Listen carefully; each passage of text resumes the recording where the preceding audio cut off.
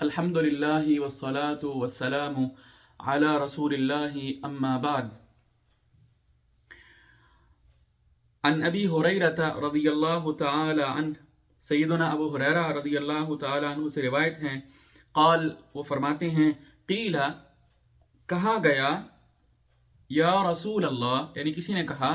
اے اللہ کے رسول صلی اللہ علیہ وسلم، من اکرم الناسی، من کون، اکرم سب سے زیادہ کریم ہے، عزت والا ہے، الناسی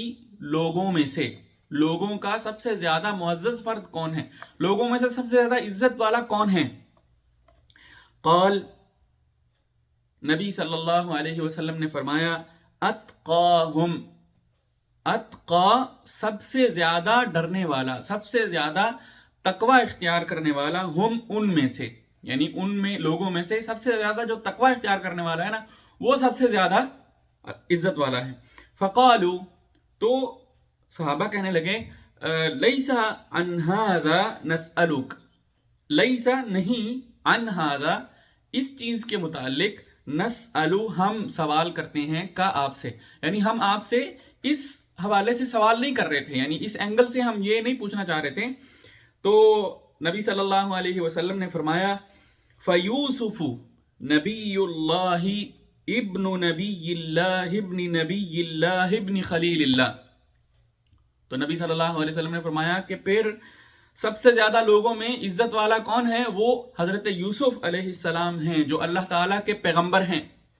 اور پھر ان کے جو والد ہیں یعقوب علیہ السلام، وہ بھی اللہ تعالیٰ کے پیغمبر ہیں، یعنی خود بھی پیغمبر ہیں، پیغمبر کے بیٹے ہیں، اور پھر ان کے جو دادا ہیں وہ بھی اللہ تعالیٰ کے نبی ہیں، اسحاق علیہ السلام، اور پھر آگے فرمایا کہ جو ان کے پردادا ہیں وہ بھی اللہ تعالیٰ کے خلیل ہیں، اللہ تعالیٰ کے بہترین دوست ہیں، اللہ تعالیٰ کے پیغمبر ہیں، یعنی حضرت ابراہیم علیہ السلام، جن کو جد الانبیاء کے لقب سے بھی جو ہے جانا جاتا ہے۔ تو آپ نے فرمایا کہ یوسف علیہ السلام جو ہیں وہ لوگوں میں سب سے زیادہ عزت والے ہیں، کیونکہ وہ خود بھی نبی ہیں، نبی کے بیٹے ہیں یعقوب علیہ السلام کے، اور ان کے دادا بھی نبی ہیں یعنی اسحاق علیہ السلام، اور ان کے پردادا بھی جو ہیں وہ نبی ہیں، بلکہ جد الانبیاء ہیں، ابراہیم علیہ السلام۔ اور پھر آگے فرمایا کہ قالو، صحابہ کہنے لگے، لیس عن ھذا نسألک، اے اللہ کے رسول صلی اللہ علیہ وسلم، ہم اس حوالے سے نہیں پوچھ رہے تھے۔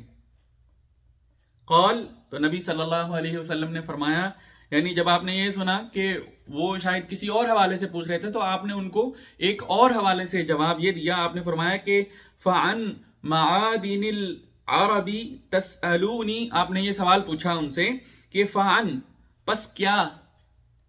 ان متعلق معادن العربی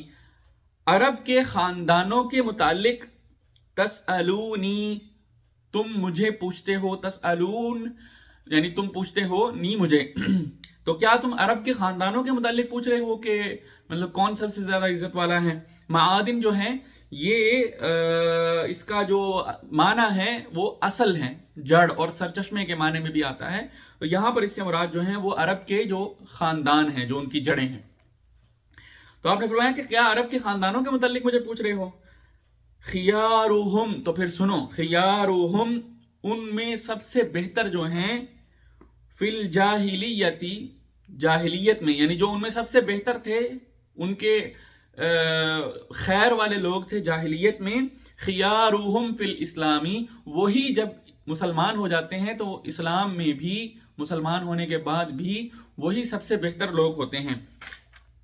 اذا فقہوا، لیکن کب؟ تب، اذا فقہوا بشرطے کہ وہ دین کی سمجھ حاصل کر لیں، یعنی جو شخص جو ہے وہ خیر والا تھا اسلام سے پہلے، اسلام لانے کے بعد بھی وہ خیر والا ہے، لیکن ایک شرط کے ساتھ کہ وہ دین کی سمجھ حاصل کر لے۔ تو یہ حدیث جو ہے یہ صحیح بخاری کی ہے اور صحیح مسلم کی ہیں۔ آگے مشکل الفاظ کی تشریح کرتے ہوئے وہ فرما رہے ہیں کہ وَفَقُهُ، یہ جو لفظ آیا نا فقُهُ، یعنی وہ دین کی سمجھ حاصل کر لیں۔ یہ بضم القافی علی المشہوری، مشہور